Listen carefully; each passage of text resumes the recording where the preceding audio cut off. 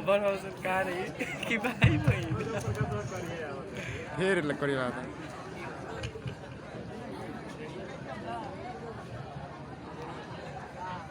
गाना देती है चल डाल दिया बीच में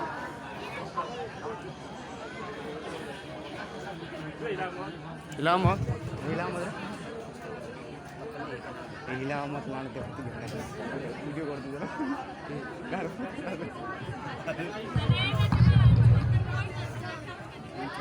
भाई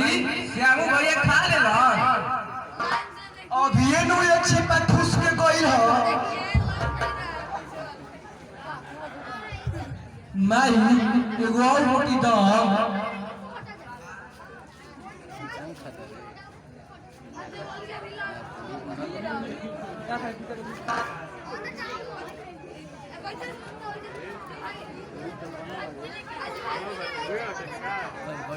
का हो भोज बैठले बा का लावा हमहू खा ली आज बड़ी देर से आई हो का है अरे का कर खेती बाड़ी में तो देर को देर होबे न करेला अच्छा रुकी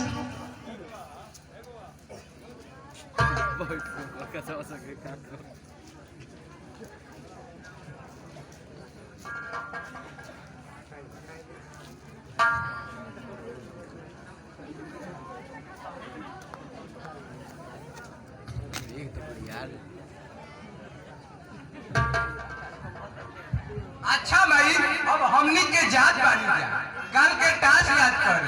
ना तो गुरु पीटे लगी अच्छा जा लो ध्यान से याद करिए जा मस्त खिला था भाई हां का हो श्यामू दिखाई नहीं के दे कहां बा खाना खइला स न रउए तो खाली श्यामू के चिंता रहेला हमार तो चिंता तनिको नहीं खे अरे बा तोहरा कौन बात के चिंता बा हो आ दूध बा जेकर तीन तीन को बाजा हो खस ओकरा कौन दुख हो अच्छा हम जात बानी घर में बड़ी काम पड़ल बा। ठीक बा तू जा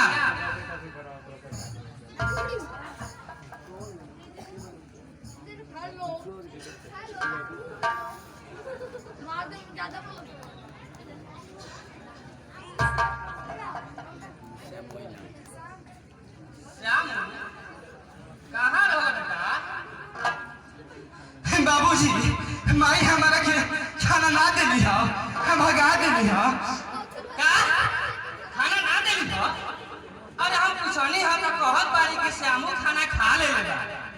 सवित्री सवित्री का हो काहे इतना जोर से चिल्लात बानी लागत कि पहाड़ टूट के गिर पड़ल बा पहाड़े का टूटल बा अरे ई का हम जेकरा सेवा खातिर तोहरा के घर में लइनी हो तू ओकरे के दुख देत बारू ओकर खाना बंद कर देले बारू अरे के कहता कि हम खाना ना देली हो कही के श्यामू कहत बा अरे हे भगवान अब ये नु एक छिपा ठूस के गई अब कैसे हमारा भाई झूठ मूठ के चरंग लगावता और सब लोग देखले हो बाबूजी मत बोली माई के हमार गलती बा सावित्री तू चुप हो जा जौन भइल तो ओकरा के भुला जा हमरा के माफ कर दो अच्छा ठीक बा श्यामू चलो हम तोहरा खेत घुमावे के लिए आ चलत बा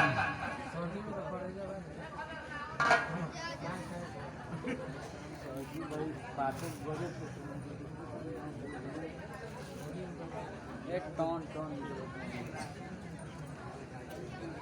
खाना दबले में कहाँ दे आइल बा कंपनी में चाची गोड़ लगी प्रणाम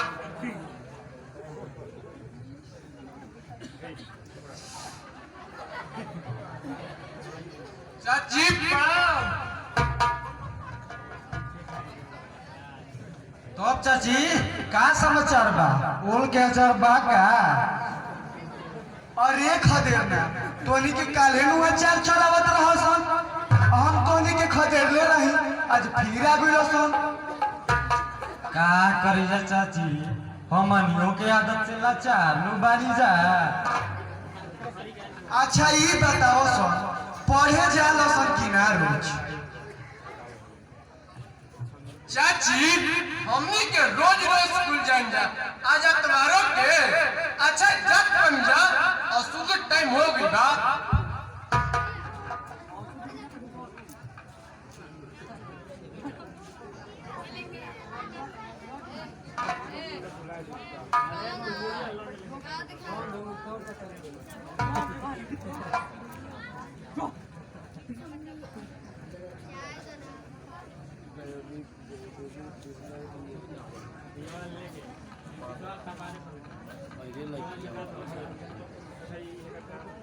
माई अब हमनी के जात बनी जा पढ़े। अच्छा जा लोग ध्यान से याद करी हो जा।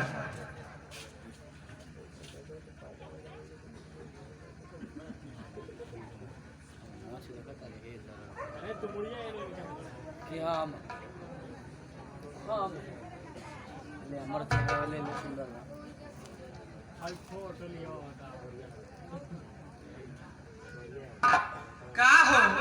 बबुआ सब पढ़े गइल सब?